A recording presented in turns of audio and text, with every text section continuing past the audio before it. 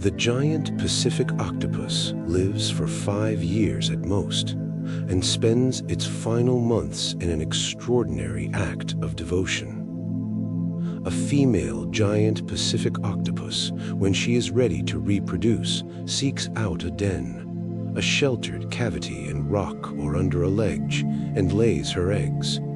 She may lay 50,000 eggs in long white strings that she attaches to the ceiling of the den, tending them with extraordinary care. She fans them continuously with her arms to keep them oxygenated. She cleans them to prevent bacterial growth. She watches over them. And she stops eating. For the 6 to 7 months it takes the eggs to develop and hatch, the female octopus does not leave the den and does not feed. She focuses entirely on the eggs, fanning, cleaning, watching, guarding. She loses up to 60% of her body weight over this period. By the time the eggs hatch, she is emaciated, her skin dull, her movements slow. Shortly after the eggs hatch, sometimes while the last of them are still emerging, she dies. This is called semelparity, reproducing once, then dying, and the octopus is its most dramatic example. Semelparity is found in many animals: salmon, mayflies, certain spiders. The organism invests all its biological resources in a single reproductive event, with no energy reserved for its own survival afterward. In salmon, the progression from spawning to death takes days. In the octopus, it takes months. Months of active, devoted care, conscious throughout, present through every moment of the egg's development. What the female octopus experiences during this period, whether her experience has any quality analogous to what we might call love or devotion or purpose, cannot be established. But the behavior is extraordinary by any measure. She does not simply lay eggs and leave. She commits to them completely and fatally until the moment of their independence. The male octopus dies shortly after mating, his mission complete in a single encounter. The male octopus's life is even shorter than the female's in many species. After reaching sexual maturity, the male's primary biological purpose is to find and mate with a female. He does so using his modified arm, the hatchling, to transfer sperm, and then begins a rapid decline. The male dies within weeks of mating in most species, regardless of whether any immediate physical cause can be identified. This programmed senescence, a biological aging process that is not the result of disease or injury, but is written into the organism's developmental programming, seems almost unthinkably wasteful for an animal of this complexity.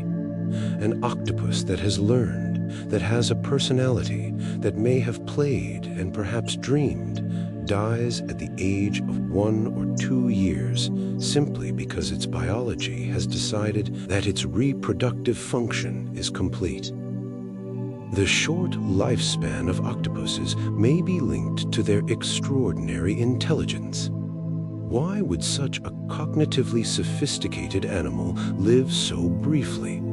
The answer may lie in the relationship between lifespan, ecological strategy, and the costs of neural complexity. Octopuses are semelparous. They reproduce once and die, which means that natural selection has not favored investment in survival after reproduction. The energy that might otherwise go into longevity goes instead to rapid growth, rapid learning, and rapid reproduction. The extraordinary intelligence of the octopus may be itself a consequence of this life history. An animal that lives only a year or two must learn quickly or not at all.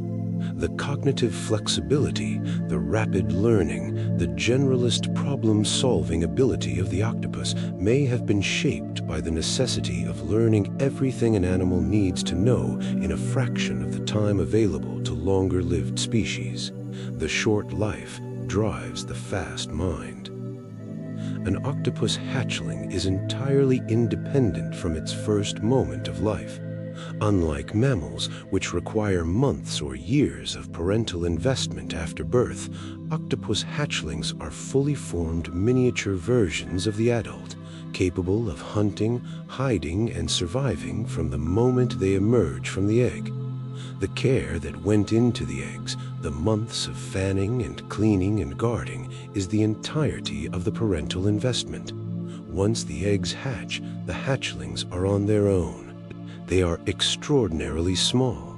A giant Pacific octopus hatchling is roughly the size of a grain of rice, with all 8 arms already present, already functional, already exploring.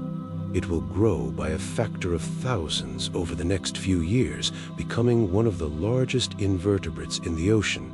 But at the moment of hatching, it has everything it needs. It is already, in every meaningful sense, an octopus. Some octopus species are entirely solitary. They never interact with another octopus except to mate. The common octopus, the giant Pacific octopus, and many other species spend their lives alone. They do not form pairs, groups, or communities.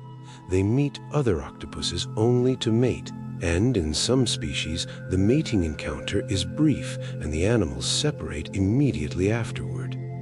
The elaborate social intelligence that many animals develop in response to group living, reading the intentions of others, cooperating, competing, forming alliances, has not been part of the octopus's evolutionary environment.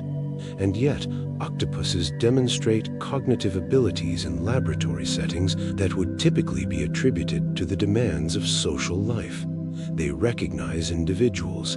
They learn from watching others.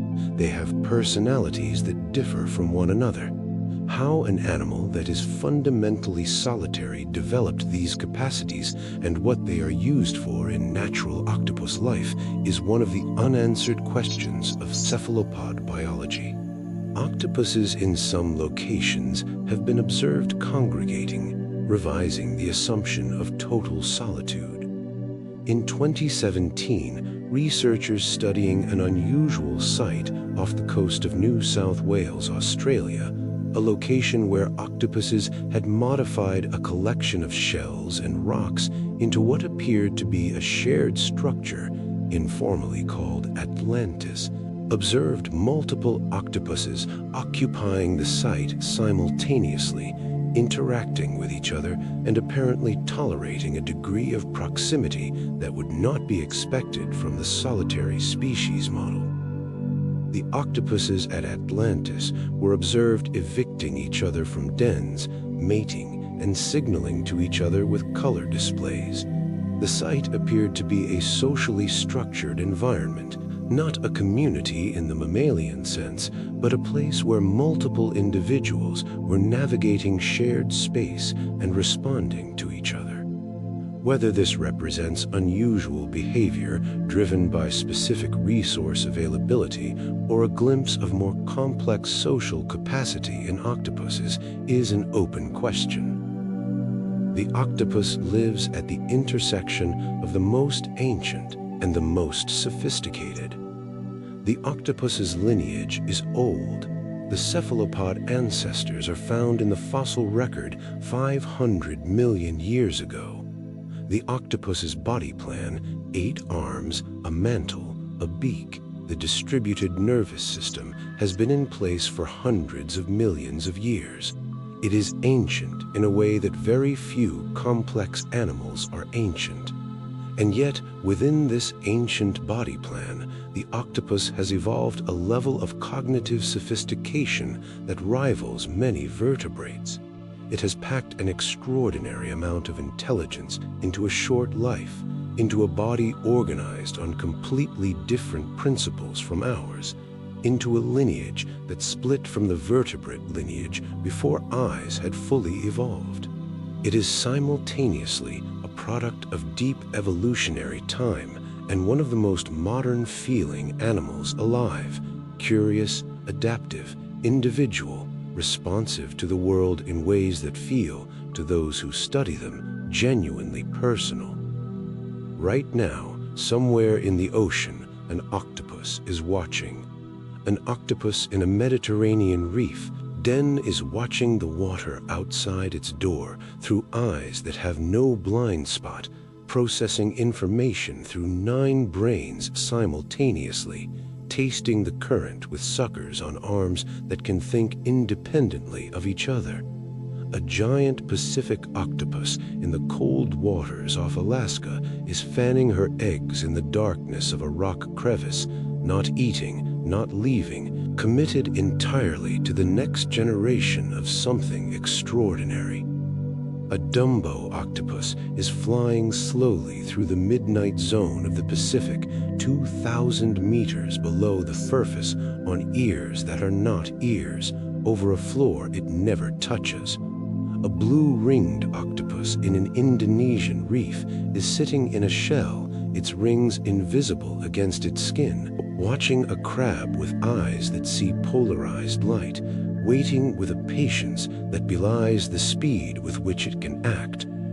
All of them alive right now, all of them watching the world through minds that evolved separately from ours, through senses that have no human analogy, in bodies that have found ways to be that we are still, after decades of research, only beginning to understand.